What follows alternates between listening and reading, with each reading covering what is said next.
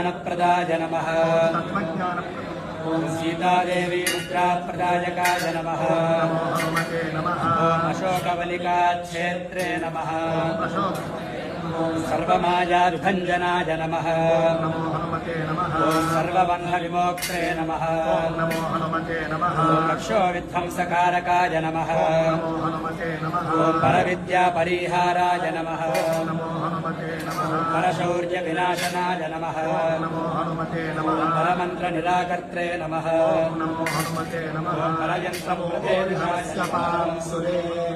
त्रीणि पदानि चक्रमे विष्णुर्गोपा अदाद्यः अतो धर्माणि धारयन् विष्णोः कर्माणि पश्यत यतो व्रतानि पस्पशे इन्द्रस्य युज्यः सखा तद्विष्णोः परमम् पदम् सदा पश्यन्ति सूरयाः दिवि एव चक्षुरातातम् सन्तापयदिस्रादेहमापादतलमस्तकः तस्य मध्ये वह्निशिखा अनीयोर्ध्वाभ्यलसिनः नीरतो यतमध्यस्थात् विद्युल्लेखे भास्कर नीवारशोकवत्तन्वी पीताभास्वत्